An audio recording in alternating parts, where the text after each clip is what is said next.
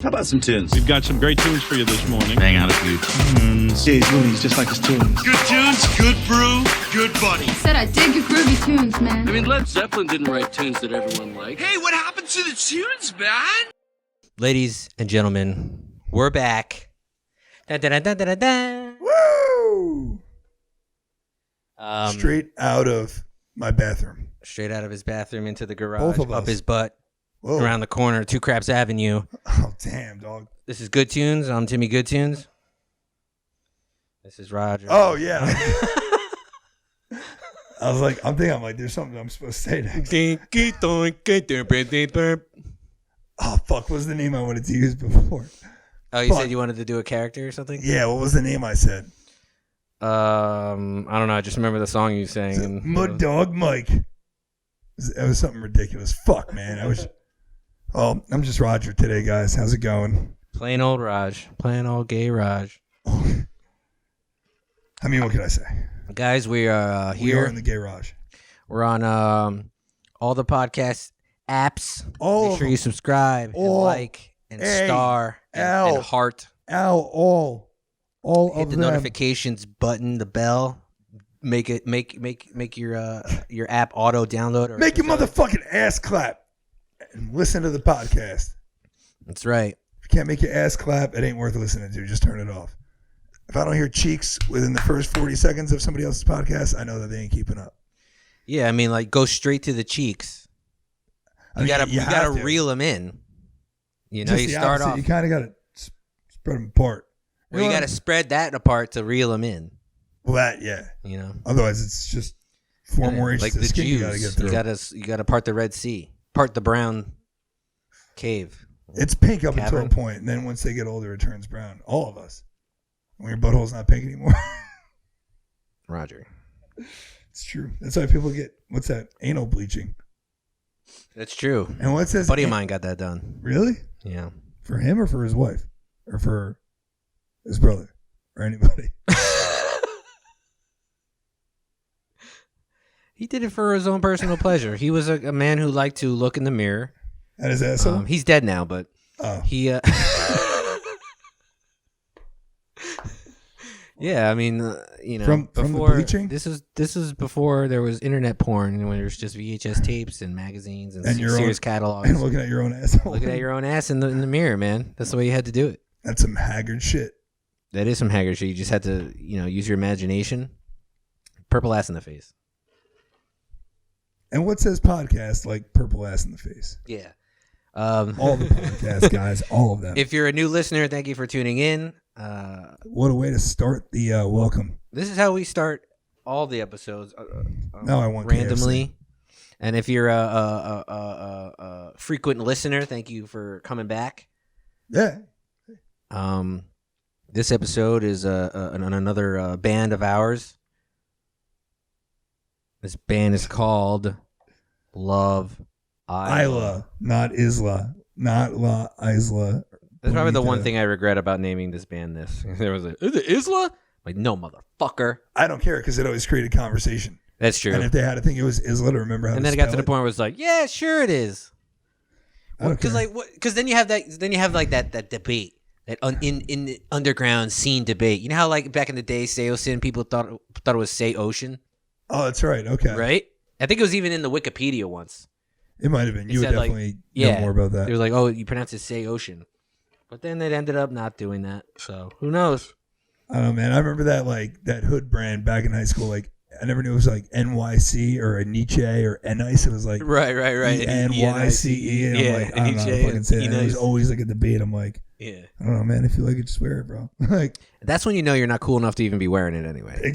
Right there. You know? Exactly. If you don't know how to say it, you shouldn't be wearing it. It's like, what's that? What's FUBA? I'm like, bro. God. FUBU, motherfucker.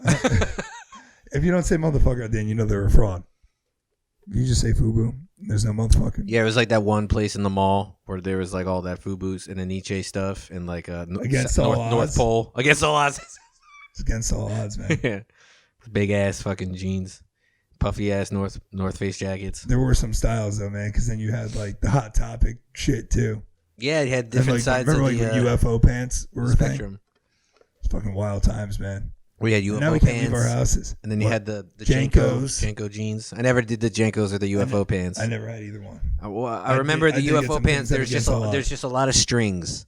I remember a lot of strings coming out of the UFO pants, and like all their They pockets. were like parachute. yeah, and like they were turned like into a parachute backpack or cargo something. pants because they had like pockets down here on the leg. Yeah. So it was like, but like their pockets, no matter who was wearing them, their pockets were always full, and they had like strings coming out. It's like, are you just like full of strings in there?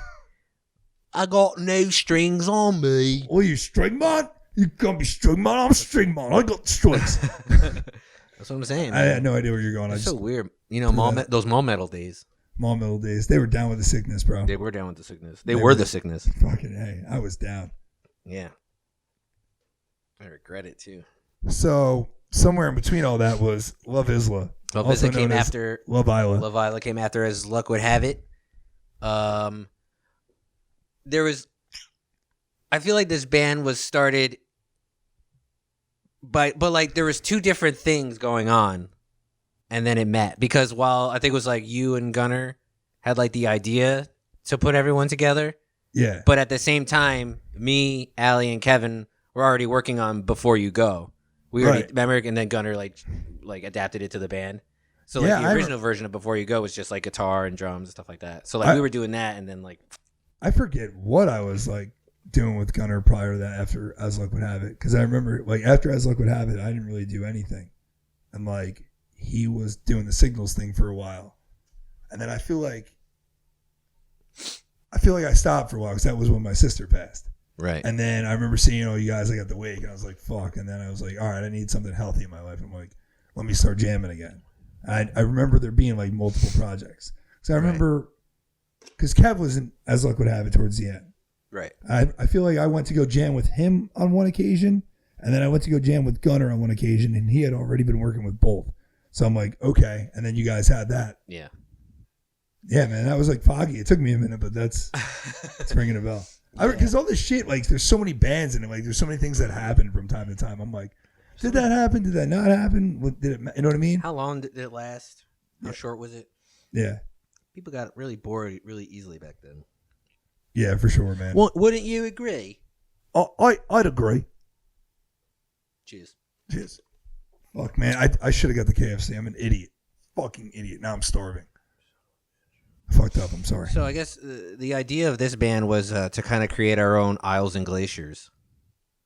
Kind of like a power group of vocalists and musicians. What? This guy from this band, this chick from this band, and But this I guy feel like from this band. Together, they're in this band. I think that's like what we wound up thinking it was, but I remember when I didn't even know who Isles and Glaciers was till like after being in Love Isla for a while. Oh, right. Like I think Gunnar showed him to me. Yeah. And he's like, dude, it's Johnny Craig and Craig Owens and the dude from Pierce the Veil. And I'm like, okay, like, I never really listened to Pierce the Veil, but I was always fucking Johnny Craig guy. Yeah. You know, I was like, all right, I'll check this shit out. It was fucking dope. Yeah. But I never made that comparison until after. I always thought, like, obviously from having the female vocals part, there was always that, like, Paramore comparison to a degree, but more so than them. What was the other one? Versa Emerge. Versa Emerge. I always felt like it was like a combination of Versa Emerge, like a little tinge of Seosin or Seocean, and fucking the other one that Anthony Green was in, fucking Circus Survive. Like we had that like that trippy but like rocky, but like cinematic almost. Yeah. Well, I was definitely thought of it as like an Isles and Glaciers because of the electronic stuff and programming. And stuff. Yeah. So. I feel like they were a little bit more guitar driven because I feel like they had two guitar players. Right. I think we like because Gunnar pulled double duty with doing like guitar and the programming and shit. So it was like I feel like we were a little bit maybe more evenly balanced. Where I feel like they were a little bit more guitar driven with like sprinkles of the electronic and shit. Okay. No. Yeah. Okay. No. Okay, bro. No. Okay. Whatever, dude. Fuck, man. I'll come back to that later. I don't know. Ultimately, like, yeah, there's shit you could compare it to, but I always felt like we sounded like us. Like, you can make some comparisons, but we weren't enough of any of those bands to be a carbon copy. Yeah, well, it was always like non-listeners of those of what we would listen to that would say like, oh, it's kind of like Paramore. Yeah, and like because it's the closest thing they had to relate to it. Yeah, and like you and I and everyone else would be like, we would kind of just roll our eyes when we heard that. We're like, yeah, she's a female and she sings, but she sounds nothing like Paramore, like at all. Yeah. It would always piss me off. Like, no. Fucking. Because all those girls do sound alike. Yeah. After a while. Yeah, I think so. Yeah. So it's like we had someone that didn't, a female that didn't sound it's like that. It's like listening to Barry White and be like, oh shit, little Michael. Like, you guys sound exactly alike. No, they don't.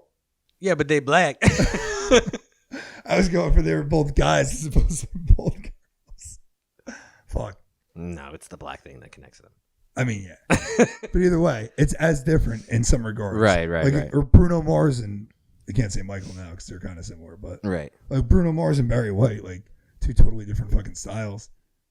But I feel like you could hear that in male vocals more, at least like the common, like not common, but like the general public hears it that way. Right. Especially in the rock genre. Mm-hmm. I'd agree. You know, I've only ever heard the other comparison, like the chick from, was it Amy? What the fuck's her last name from Evanescence? Evanescence? Amy something, yeah. Fuck. Amy Fisher. That's not it. I'm just kidding. Amy Fisher? Amy Fisher. Did she kill that guy? She killed that guy? Remember? It was like from the 90s. I remember that name. Remember Addams Family did like a joke because they had kind of like playing cards in Addams Family too. Was that with Joey Buttafuoco? Joey Buttafuoco, yeah, I'll trade you for an Amy Fisher. Fuck, okay. Serial killer trading cards. Oh my god.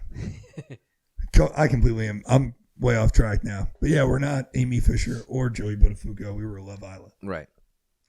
That's what I loved about us. We weren't serial killers. Right. I think this is probably the first band where we tried to really push stuff professionally. Yeah, man. This one hurts, dude. Like, I'm like trying to be all like cheerful about it. I'm like, fuck, this band was awesome. There's no way I should have not done something. Yeah, man. It's one of those things where like, I remember we tried to. Well, we did the music video for my thesis, senior thesis for film school. So it's kind of like a kill two birds with one stone thing. That was cool as shit, man. And then I never did one like that with like the green screen before that. Yeah, and then we tried to get on. Didn't we try really hard trying to get on like South by Southwest or something like that? Yeah, I think like with multiple projects. Yeah, Forget what happened. Those were cool shows, and I'm trying to remember what we played twice with Just Surrender. Yeah, and like the same week. One was like up in North Jersey, almost on like the border of New York, I think. Apparently no one knows who Just Surrender is. Oh, from fuck, man. We had three cheers to it. They're like, who's that? Like, I guess I don't know who it is. Fuck, we're old and we're not cool. Yeah, fuck. Fuck, man. Double whammy. Oh, well. But, yeah. No, I mean that band was fucking I had fun in that band. Like that was definitely like the first time I ever listened to a CD and I'm like, of course, you could always change maybe 1%, but I was like happy with it. I wasn't like, vocals are weak or the drums don't hit or the guitars sound fucking tingy. Like, you know what I mean? Yeah. So first time I listened, I'm like, yo, not flawless, but definitely the best that I could have put out, you know? Yeah. Like, no regrets about it. Yeah. I'll still bump that shit. Yeah. And it was the first time recording with Rob. Yeah. At Pilot Studio. Rob Freeman, Pilot Studio. For all your recording, engineering, mixing, and mastering services. Hi, Rob. That was fun. I like working with Rob. Yeah, he's a good dude, man. He's super professional. Yeah. Like, if you get into that giddy mood, he'll definitely like all right, we gotta go, which is good because yeah, you always need someone to keep you on track. Yeah, and in bands, rather it's someone who's not in the band. Yeah, and you don't piss each other off. Yeah, because if you're the one guy in the band, like, come on, guys, let's do this, and you're like, alienate yourself. Yeah, like what the fuck. Yeah, but someone's got to do it. Yeah, and he would. I liked working with him. He sings in what's it? Hidden in Plain View, and he's good with harmonies and stuff like that. So I like going back to him. I've gone to him since then for Wake Up Paradise. Well, he plays everything too. Like, he used to be. Well, I guess started off as a drummer rather. Oh, really? And then started playing guitar. So like tracking drums with him, like he knows his shit. He knows how to get his tones. He's right. You know, it's always nice having a dude that plays the same instrument in there with you because maybe they're hearing something out there that you're not hearing, and they'll know what you're looking for when you use certain words. You know what I mean? Yeah. It was good having Gunnar around for me personally because like I would usually be the one working on like graphics and stuff like that. Yeah. So like he did design this whole thing, and it's got the that was a badass band, bro. Like when we were at the height and everyone was actually putting the same work in. Yeah. It was something to like be a part of, man, because you just knew everyone was drilling. Yeah. At one point, like we had like a window where like there's always like the core, but like there's this one window where like everyone was like grinding 10 times more than usual. Yeah, And probably like while recording this. Would you say, or leading after? up to the recording to get tight for the recording while still playing shows, definitely. Yeah, because I feel like that's the hardest thing. Because like, we had that one show and it was the basement of what was that fucking the New York show? Remember we played in New York and with Protest the Hero. No. That was a backyard show by. Remember I took a picture of like the sign. What was that fucking venue? It's such an easy venue to like think of too, and I'm kicking myself that I can't think Webster of it. Hall? Webster Hall, yeah. That one. Oh, you said Webster basement. I'm thinking of a basement show we played. Oh no. So I'm like, I thought we played a basement show with like Protest the Hero over by Guitar Center. Like, as luck would have it, we played with Protest the Hero. Either that or I was just at that show with you guys. But it was like it was like before they were big. Like right. At a basement show. That's awesome. Yeah, I think they would like play for like $500 at that time or something. Oh wow. It's like if you could sell tickets and draw enough, you know. Yeah, but no, yeah, it was the basement of Webster Hall. Yeah, it's a much different show. Yeah.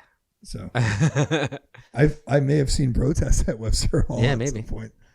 So, but yeah, that was a dope show, man. That was pretty packed. Like I remember seeing that and being like, "Are we kind of relevant? Like, not relevant in the sense of like it means anything, but like it was packed. Yeah. I never saw anything like that in a band before. That was one of those like I don't even remember what their name, who they're called, but that promoter they had some pretty good shows. I don't remember who they were, but they had some pretty good shows around that place, Webster Hall. Yeah. Obviously, there's always like the whole sell ticket thing and all that shit. Well, that was that part. It's harder if you're going to New York and you're like a Jersey-based band. Yeah, that I don't know how bands ever did shit like that, man. I just don't get it because even the time slot you want to do, like, all right, you could ask me to sell tickets or you could give me 10:30 on a Sunday night. Can't do both. Yeah. You know what I mean? Like, it's not like everyone's gonna. Hey, man, let me go drive 3 hours round trip or more to go to fucking Brooklyn on a work night to pay overpriced probably for drinks. Yeah. Going when you're going to be playing like in my backyard in a week and a half. Like no one was buying those fucking tickets. Yeah. But it would have been so dope. And you go out there and they're like, oh, it's for exposure. If there's 35 people in the fucking bar and you brought 32, what exposure are you getting? 3 fucking people? Like, I mean, with those things, I would just like, usually there's like a line of people waiting to get in and buy tickets to get in. I would just go to the line and be like, hey, you guys want these tickets? They're $2 cheaper and we get to keep the $2 or whatever the fuck. Yeah. So. I guess that's the smart way to do it, you know? It's the only way. I mean, but I'm saying like, time, you didn't sell anything. Yeah, so at the door, but like you can't do that. Like if you're booking like a schedule, you know what I mean? I'm not going to say a tour, but like if you're doing like a bunch of local shows. Oh, yeah, no. A couple month period and it's like, 4 weeks we have this show coming up. You guys got to sell these tickets. You can't wait till the day of and be like. No, yeah. You know? Yeah, no, of course. Like those shows were hard. And like as the years went on, I'm like, I used to be like, all right, fuck it. We'll just buy the tickets and we'll go play and we'll at least get our name out and they'll like us. And it's like, no, they're not. They don't give a fuck. They just did the same shit to like 100 other bands. I remember us playing. I'm like, I'm never doing that ever again. Yeah. I'm thinking, it's all, like, I keep thinking, like, there used to be so many shows back then. Yeah. Like, there were so many shows that there was, like, too many shows at one point. And I feel like a couple dates we were, like, turning down, like, a show. There was, like, a time, where, just like you were saying, where we were fucking grinding the fuck, and we were playing a lot. Yeah, we did that one, like, Heartache or whatever it is, or Hard On Festival. Remember that? It was called Hard On, but like spelled like hard for like the Valentine's Day. Right. Heart On, yeah. Where the fuck? That was like somewhere out in the middle of Pennsylvania or some shit. We all went out to that diner. Yeah. Remember? Well, I thought that was one of the Just Surrender shows. No. No? Okay. Because I know obviously not the Field VFW one. Mm-mm. Okay. So I remember there were like pictures from that show on one of the social media things. I remember I had like a light blue shirt with like black graffiti writing on it. Right. I remember that. I remember seeing those pictures. Word. Fuck, man, I can't remember black now. Graffiti writing. I wish I had like flyers from every show we played. I always told myself I would like keep those. Yeah. For shits and then I'm like, no, that's fucking lame. I'm not doing that. And I stopped doing it. And now I have some of the digital flyers from like old Facebook stuff. Yeah, I just like wish I had a stack to like see how many I actually did. Yeah. You know, like those, like the lanyards. Yeah. Well, yeah. I mean, those are cooler, but like any flyer, like even if it was somebody like drew it and made copies, like just to see how many times played out. Yeah, it's cool to look You know, in like a couple years, 10, 20, look back and be like, I used to play all these rock and roll shows. And then, I'll be right back. You're way too good at that cartoon character voice for an old person. Why aren't you doing like voice acting, man? I don't know. I probably should. What the fuck else you gonna do? I don't know. Like I said, I get too bored easily, I guess. Got a lot of do more voices. Yeah, Be Seth MacFarlane. I do voices. Like Robin Williams? Yeah. Or like you, man. Like just go for it. You can do anybody's voice. That's true. Name someone, I'll do it. Velociraptor. Well, as we know, that might not even be their real voices. Right? Well, that's why. We don't know. That's all made up by you. Steven. It's up to you. Okay, I guess it's more like Oh. that Oh. word. Oh. Right in the fucking kitchen? Yeah. Oh, it's too squeaky. Oh. Yeah, it's almost like a Like Gilbert seal. Grape. Oh. Yeah. Oh. Weird. Oh, we just took up fucking film time with that. That's awesome. It's all good. What were we talking about? Our fucking band? Our fucking band. Love This band Island, breaks man. my heart, man. Rush through this because this band should I'm not gonna. I'm sitting here trying to fucking smile. And I'm just like, fuck. It's painful. The original lineup was you, me, Gunner, Allie, and Kevin. Yeah. Kev, from what I remember, Kev left like as soon as we got done recording this, and then we were going to go get it mastered. I remember, and Kev, if I'm wrong, you could tell me. Stay in touch. But I thought he dipped, and I remember him asking Rob a lot, like, and trying to convince us, like, oh, why are we paying all this money to go record? I can record you, because he had like the Circus Studios thing going on. Right. I don't know if he took offense to it. That might be the wrong word, but I feel like he definitely felt some kind of way that like we wanted to go spend money on someone else when he's like, dude, I'll do it for free. Like, I think it was like the pride of like wanting his name on it, and then also like if you could save $1, why not? Yeah. But then I remember him asking like, I think Gunner and him got into it because like Gunner's like, bro, he was asking Rob how to put it in stereo. He's like, if he doesn't know how to put it in stereo, like, why are we like? You can't trust that. Yeah. You know, but I never knew shit about recording, so I wasn't about to judge. I was just like, yo, whoever fucking makes it sound good and is getting, you know, what we're looking for. Because we already did that for like the last 4 bands we were in. Yeah. And we weren't trying to do that again. Yeah, I wanted something Those bands blow up because, and one of the factors that they blow up, not the factor, but one of, is that they have professional recordings. Right. Or an assisting factor at the very least. Yeah. You know? Yeah. Like, a lot of it's the look, man. Once they hear that, and they instantaneously take you a little bit more seriously. Especially at that time, man. Like, I feel like as you get older, like we've all kind of been down that road. If you've played in bands at whatever level from 15 on, like, you get it. Like, I used to, but at that point, like, I used to see, like, if this band had shitty gear, like, they don't take it serious. They probably suck. Right. You know what I mean? And now it's like you get older, and I don't care because we're all grown. We all have better jobs. So really, any idiot could go spend the money on expensive gear. Right. But when you were younger and you saw expensive gear, you're like, either this kid took every dollar that he has extra and put it into this because he's good, or his mom and dad are fucking buying him awesome gear and they're probably getting him lessons too. So either way, these guys are probably going to sound pretty fucking good. Yeah. That's how I used to look at it. Yeah. And it just mattered more. You know what I mean? But all that, the look, the stage presence, the professional recording, you need all that shit, in my opinion. Yeah, absolutely. Like, I feel like, especially if you're in bands, you're more stingy, right? Like, we all love each other because we're all doing the same thing, and you're like cheering that dude on, but deep down, like, you're stingy. Like, if you heard another band, first thing you're listening for is like, yo, how do we rank next to these guys, even if it's not the same genre? Yeah, I think the recording quality is like, especially if you're a band, or your music is trying to make music your livelihood. That's like the one thing you shouldn't like cut corners on. Yeah, for sure. Because if you want to cut corners on the van, I shouldn't say I always, but like, I guess the comparison I would make now is it's the difference between like having a shitty show is like saying something fucking stupid over the phone when you're mad. But fucking putting out a shitty recording is like sending an angry text. Yeah. And now you have something tangible for as long as you want it to remind you everything that was wrong about it. You say something in the moment, like, oh, fuck you. Like, all right, whatever. You usually brush it off. You keep it moving. Once it's in there, somebody can fixate on that shit. It's a wrap, dude. You can't be fucking sending that bad text out with the bad recording. Yeah, exactly. It's in writing.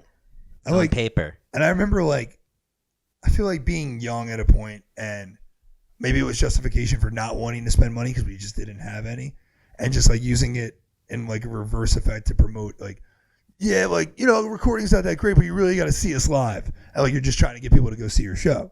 At the same time, you're kind of excusing like, yo, we didn't have dick for money, and this is the best we got right now. Yeah. Or we're just not that good. And yeah, and you can have a shitty recording if you're in a place in your life where you can go out for hours at a time trying to get people to your show. Or, you know, if you're a teenager and you don't have fucking bills or whatever the fuck, you can go not waste time, but you can go out and go to the boardwalk, whatever you're saying about through the grade and handing out your shit or whatever the fuck. Yeah. But it's like at that point, it was like, I don't think we could do that, right? 'Cause we were all kind of like almost getting our own places, right? Or are we still all living with our parents? I think we were still living home, but like, it's at, regardless, it transitions. Like, even if you're younger, like, people live home way longer nowadays, you know what I mean? Yeah. So like, whether you're 22, 25, 26, like whatever it is, if you're living home at that age, like you still want to mature in the process. So you still shouldn't be the same person mentally at and you have a job 26, at that age, at 18. too, So like, even if you are still home, like you would think you're not still just like going out dropping like $400 at a bar on a weekend. You know what I mean? Like you're at least starting to take your purchases more serious at a certain point. Yeah. And that definitely plays into it. Like we try to act like it's not, but unless you do have those rich parents at that point, like most of us are just like, you know, the old adage, you're going to put fucking $10,000 worth of gear in a fucking $1,000 car to fucking go $100. Like, you know, but that's what everybody thought they had to do. And it's like, as much as you say that, like, oh, this band should have went somewhere, so let's get through this because it pisses me off. Like, it probably pissed us off even more if we look back and the recording quality was fucking shit. Yeah. You know? Oh, yeah.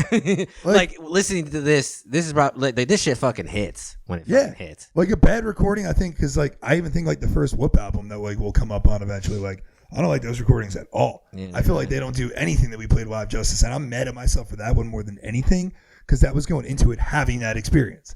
Like I just said, like you shouldn't be in the same place mentally as you get older. It's like we had enough the maturization process. You know what I mean? Like you had enough time to fucking grow and know what you wanted, and me and you knew better going into that project. And I think we were going for a certain sound. But it was a sound that like natural, organic sound. But it was cool to experiment, but looking back, I wouldn't have wanted to there was release definitely it like that. Parts that should have fucking hit way fucking harder. Yeah, like the beginning of fucking whatchamacallit. They're coming for us. They're coming for us. Yeah, it's like boom. And even like certain things that like like you hear stick hits fading, like amateur ass shit. Yeah. Like that always pissed me off because I'm like, fuck, we're all better than this. Yeah. You know, but then I think the quality went way up in the second record. The second one reminds me almost of like a Love Isla sound. because it's like at that peak. Yeah, definitely. You know, so. Mm-hmm. But like, yeah, man, if I could go from this one to the second Whoop and skip that first one, I'd be all right with that. I just, dude, that one haunts me because it's like you're not supposed to get fucking worse. You're supposed to get better. Right. And every once in a while, you have to take like one step back to take 2 steps forward. Yeah. I get it. Maybe that was our 1 step back. Yeah. You know, but it's still frustrating to know like. And it's like, depending on what sound you want to go for, you have to pick that right. Yeah. Engineer, producer, person to help you get that sound, and I feel like it's hard too because like especially at that age, like everyone's growing, right? And they're all kind of thinking that not that they know more than one another, but your perception of it might be totally different 5 ways of listening to the same thing. Right. So like when you're going for a sound, like you might have that 1 or 2 people in the band that are like, why do you got to put a label on it? Like you don't need a sound and shit. I'm like, yeah, it's cool, man. I don't want to be labeled in that category either. But at the same point, like you want to have an idea what you're going for. You know, if you're a death metal band, you probably don't want to use like 1970 classic rock guitar distortion. I would just think maybe some band out there can make it work, but most death metal bands sound like a death metal band for a reason. So like if you're going into fucking do jazz and you have a death metal tone, like it might be cool, but might not be what you're looking for. Yeah. So I feel like I don't know, that communication is everything is all that proves. Yeah.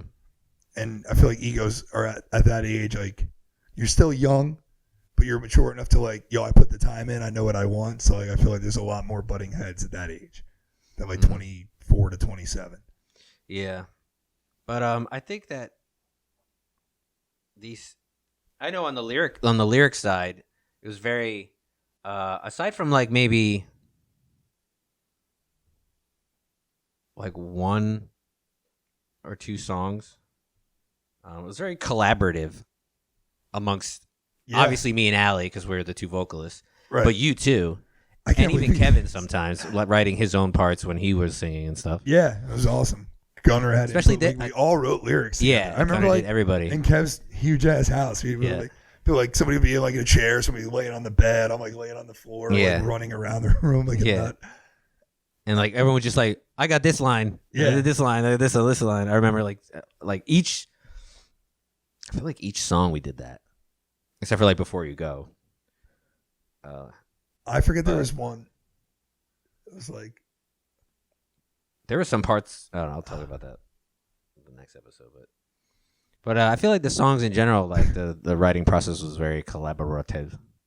Yeah, I remember being in. I don't know why I always flash back this. Like, I think Gunner pulled a Roger and like misheard something I said. I was like, we were like arguing about a line. I'm like, yo, I just look at people and they're wrong, or something like that. He's like, what? Because he thought I said I just look at people and they run. And I don't remember, like, we were probably fucked up. I remember just laughing so hard at that. But I remember, like, being in Kev's room, man, with, like, the bed, the computer, the other chair, the keyboard. Like, that was so dope, bro. I felt like such a real band. Like, just sitting around this, like, little, like, half a studio. Like, bro, I got one. You know what I mean? Yeah, like, yeah. Just being, like, that was, like, family at that point, man. That shit was wild. Yeah, it was cool. Fuck.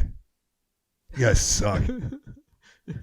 Yeah. And then after Kevin left, we got Corey, which was Gunner's friend. He was in Juliet with Gunner. Yeah. Corey's a good dude. And then he was like a guitarist, but then we kind of made him play bass. No. Or no? He came in. He also sang, so he would try to do Kev's vocal parts while playing guitar, and then Gunner moved to bass. Ah. I don't know. Mm-hmm. Interesting. And then they got bored and wanted to do something. No, then we had songs written that we really liked because, like, I know me and you were feeling them, and Gunner started out, from what I remember at least, on the same page. They kind of sounded like very, like, Under Oath, like Define the Great Line-ish, mixed with, like, that old Seosin still. Like more This House Not So Empty. Yeah, more like that, more guitar-driven, a little less electronic, but definitely, like, heavier and edgier. You were doing more of the yell screams at that time. Right. Like, it wasn't all, like, melodic. It was more like, all right, let's rough this up, put some sandpaper on it. Yeah. And I remember having, like, 3 or 4 songs that we were fucking loving. And that's when Bruno Mars first really came out. I didn't even know what Bruno Mars was, but I remember, like, I forget if Corey got in Gunner's ear, if Gunner got in Corey's ear, and they were like, yo, I want to start doing shit like this. And I'm like, yeah, it's dope. It sounds nothing like us. Yeah. And then, like, they wanted to, like, scratch the 3 songs we had, or then we tried, like, redoing them, but it's like, they worked for what they were. And I remember that divide. I remember me and you wanted to keep it heavy at first, and then I'd be like, okay, like, maybe they got a point. Like, I just want to keep moving. I don't want to lose another band. Yeah. I feel like for whatever reason, that's like when Allie fell off and, like, just stopped coming to practices. Well, it got to the point where we were practicing at her sister's, Maureen's, like, which was like her garage. sister's house. Yeah. It was like a guest house or whatever. Right. So she kind of like would just like leave the practice and go hang out with her sister and Yeah. play with the babies or whatever. Yeah. So there was that. But then ironically, like, I feel like you would have thought that us breaking up would break up the band, but I think the band broke up first. Yeah. Which did. is ironic. Yeah, exactly, man. Which, I don't know. That pisses you off even more about it. Yeah, because it's like the one thing that should have tore us apart was, like, not even close. Yeah. But it's like, there's the thing. It's like, again, if we had better communication skills and could have, like, had more reasoning as a whole, and, like, just instead of assuming shit, like, actually sit down to Kev and be like, Kev, like, we love you. We appreciate that you're trying to do shit to mix. And if we're going to go write new material for a rough recording, absolutely. But we feel this way. And, like, 4 out of 5 of us feel this way. Like, whatever we got to do. If you're not trying to throw money, like, maybe we work it out to where if we play a show down the road that pays, you just don't get a cut, and we'll just call it that way. Like, we could have been more mature in whatever business had to get done, as much as it might have been bullshit just to keep it moving. Yeah. But it's like, to let you look back and you're like, that derailed us. Or like, oh, we broke up because Allie was like, we should have just been like, yo, we love you, we get it. We're here, we have a practice spot because of you and your attachment, but we're also here to practice. And, like, if you want 1/5 say, you got to do 1/5 the work. So bring your ass out here. And it should have that should have been it. Yeah. Like, 2 quick fixes, that band's completely different. It's saved. It's still playing. Yeah. You know, well, until you break up, then who knows? Maybe you would have broken up. But Yeah. but I don't know, man. That's the shit you look back and like, even like playing in any kind of project now, I'm always like, put that shit, whatever anybody wants to do or will not do, put that shit right out there from the beginning. You know, because I've almost joined a couple bands and I'm like, oh, you know, I'm thinking about playing like 6 times a month. And I'm like, nope, not me, bro. My days of like 6 times a month. Playing what, shows? Yeah. Oh. Like, there's practice all week, That's dude. like 1.5 shows a week. Well, yeah, it's like you would do like a Friday, Saturday, then just one or the other, then a Friday, Saturday, then Friday, just one or the other. As what kind of band? That was like a cover project. Oh, well, that you can manage, though. Dude, I can't. Or you could at least You can't have that ability to, But if you had the time. I got to a point where That's it's if I play music, man, like I don't rely on music as a source of income at all. Like if I'm doing it for the passion of it. And there's like a cover here and there if like it's in the mood. Like I would definitely do the fucking No Easy Way Out because that would just be fun. Yeah. But like to do a cover band of like the staples in order to go make money, I'm like, all right, maybe you make $500 for that. Like I don't want your $100. It's not worth me putting like hours into learning these songs that I don't care about, that I think are already like overplayed, that don't appeal to me at all. Mm-hmm. I got to sit home and learn them because I never took the time to learn them, so I hate them. And now I got to do that and drag all my shit out to play 3 hours of music I don't like to pack it all up for $100, which like, all right, it's cool you're making money, but like at that point, like keep your fucking money. Like I'd rather have fun. I'd rather fucking practice 4 nights a week with my best friends, write music, and create shit that I'm like, yo, that's dope. Fuck what anybody else thinks. Yeah. 100% rather do that. But like, those are the things you have to put on the table in the beginning. You can't like, all right, guys, well, we just worked on a 30-song catalog, and this guy's like, let's make it 60. And this guy's like, yeah, I don't want to do any covers anymore. So now you're at 60 and he's at 0. You're not at 30 no more. Like, it doesn't work. So why let it get to that point? Yeah. And I feel like that's what we needed to do back when we were younger, too. But then, who the fuck knows? Because people are going to, oh, dude, definitely, we're going to do this. And, you know, I thought about it, and like, we should totally change this riff. Yeah, we're in the studio. That was a bad time. Yeah. Fuck, man. I'll go on forever. Shut me up because I'm just so... No. Keep going. Fucking airing it out, man. It's just shitty. It's shitty, man. It's just if there's other musicians listening to this, I hope and I don't hope that you know what I'm talking about. Because if you do, it's awesome that you can relate. But if you do, it's also like you felt the same pain. That's just shitty. Like, dude, it should be so easy. Like, you're making music with people that should be your best friends, that you're cool with, that you enjoy writing with. Yeah, that's the situation. Or if it's like a Panic at the Disco situation where it's just Brandon calling the shots and then replacing members like here and there all the time. Right, but to be fair, right, I don't know who's right in that aspect, but if that's a understand. But if there's a, to me, like if there's a conversation and it's agreed upon, it doesn't matter what it is. It's like if you're dating somebody, like, hey, just so you know, I'm not looking to settle down. I'm going to date other people, and I'm free to do whatever the fuck I want. And then they can't get mad at you for doing that if you put it out there. Yeah. But if you're just telling that person, oh, you're the only one every day, and you're fucking like 30 other people, like, you know what I mean? Like, it's not cool. Same thing.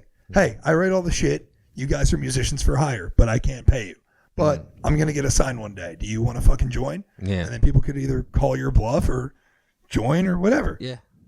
So, I don't know. I would imagine Brandon Urie would have put it on the fucking table. Like, this is what it is. And then somebody's like, well, you know, I've been around this long now. Maybe it's time for a change. And it's like, oh, okay, just because you put time in. Oh, now I have to change my... It doesn't work like that, dude. I told you what it was. Yeah. I don't know. Crazy shit, man. It's fucking... I wonder how many bands that are like signed right now, like if you broke them up and put them with their old bands and like would have like twisted one little knob in the matrix, like what their other band would have been or would have sounded like, or would it be better, or how many different sounds would be in the world. Yeah. Like that road less traveled, or that like alt ending to like everybody else's fucking path. Like imagine how much different music would be. Right? Or would it all kind of sound the same?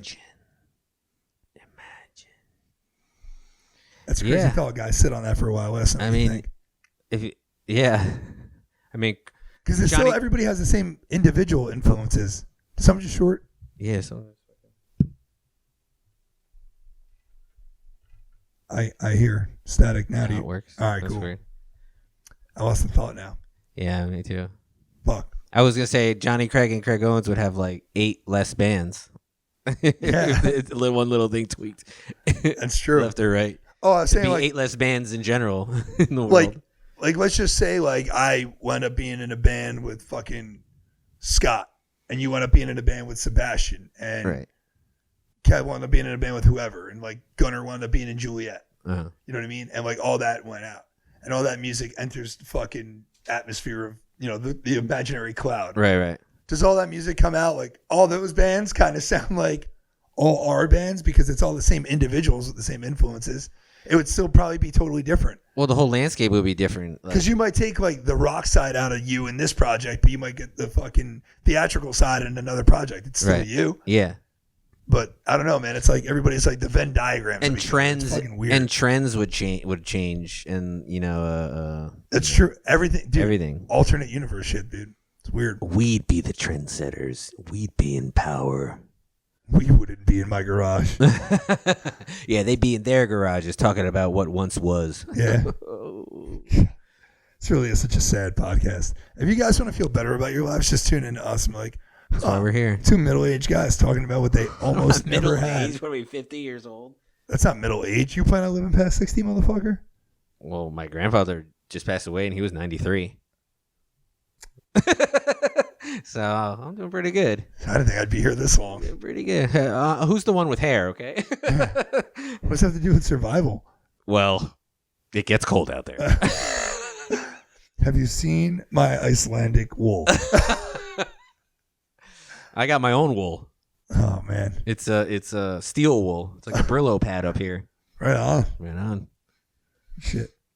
And then everyone just started to not want to do it anymore, and then it died. You get frustrated, and then someone's pissed off and either doesn't show up to practice or like, dude, I'm not working on that. And you leave practice angry or nothing got done. People get spiteful and bitter. And yeah, we all suck. We were all young, stupid kids. And then even as we weren't that young, we were still stupid kids. Fuck. But anyway, it was cool while it lasted. And the only reason that everybody's going to get to hear why we're so upset is because it's fucking good, man. Like, it's fucking good. It's good. If you don't think it's good, let us know. But I'm pretty confident. I'm pretty confident it's good. No, it's good. It's good. I won't say great, but it's good. It's pretty great. Yeah, it's good. Definitely one of the highlights of my career so far. And we're gonna go through each song. Oh, each song. Oh. Goddamn! See, I told you you'd be a velociraptor if you put your mind to it. If I put my claw to it.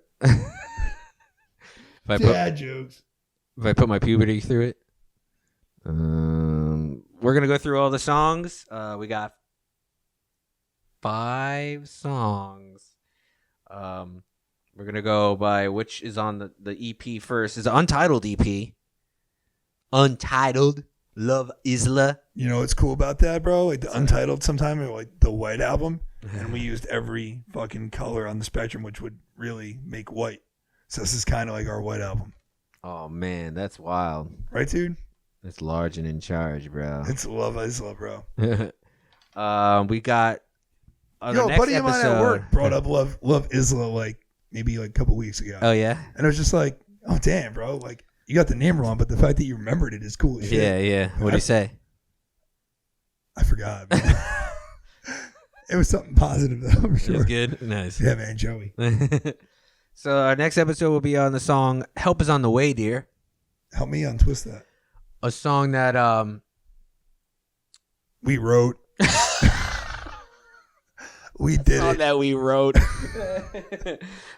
We did it. We wrote it. Well, I was gonna say a little bit of a background of it, but I'll save it for the episode. And then the episode after that is going to be "Having My Way with You," a little bit of a more of an R&B soul sexy song, and Roger has his own little vocal part in there. That was a joke I brought to you guys, and you told me to leave it in. Fuck yeah! Just let me look in your eyes, girl. And then look who does it now. Dance Gavin Dance. No, they do that shit all the time. Yeah, they do that fucking shit all. I was a trendsetter. I didn't even know it. You didn't even know it, man. Motherfucker. And then the third song, "Before You Go," something like I was saying before, that started with me, Allie, and Kevin, and then was kind of Gunnar kind of remixed into our version of it. Why does fucking every song on this CD sound like it's related to like a bad rape? Helps on the way, dear. Having my way with you. Oh, before you go. Before you go, I'm gonna. This house not so empty. This house not so empty because there's someone here and I'm gonna rape. It's like here for the gangbang. Bro, why is this is fucking terrible? 3 sides to every story. Look, hey, I didn't rape her. Are you into rape jokes? No, that's the spirit. Wow, you're right. I didn't even realize that. Me either. Oof, tough break. And Love Isla, it's like she's like writing her fucking last note after the rape. I can't take the pain and the shame anymore. We should just start a conspiracy that's what it's about, guys. Love Isla. This is her farewell after all these fucking terrible events, and then that's how she signed it. Love Isla. And now she's dead. After the rape. After the rape is gone. So someone's gonna get offended by that. Yeah, we'll see. But if someone gets offended by that and something comes up, guess what?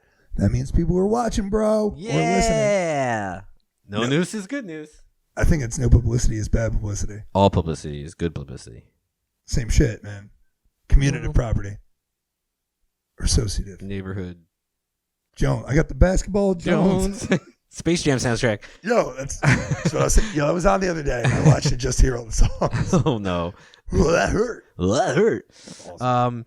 So everybody make sure you like and subscribe. And we're on Pandora and Spotify and Amazon and Google Podcasts and Podcast Addict and Overcast and Podfriend. Overcast. And Stitcher and Deezer. We're on Peacock. We're on Netflix. We're on Hulu. We're on fucking Amsterdam time. That's right. And we highly recommend watching the YouTube video of our podcast because we enjoy the visual medium. We want you to look at our pretty faces. I have chapped lips, guys. I'm sorry. It's cold today. That's disgusting. I have chapstick. What's Corona? I'm scared. Make sure you tell your friends. Make sure you share and comment on our stuff. And, don't be a stranger. When's this going to air? This isn't going to air until after the 2022 summer. So our next episode will be Help Is On The Way, dear. Help will be on the way. It's all about the new vaccine and the anal injections for it. That's right. I can't wait to have those microchips inside. It's like my that blood. thing that they put the jelly in the jelly donuts with. Yeah. You just put Boston cream and shit. you just put it in there and then you fucking boof it, bro. That's why there's that little hole. Just boof it. Boof it. I'm Timmy Good Tunes. Roger Y. This has been Good Tunes. Have a great drive home while listening to a fucking brick wall. Cut.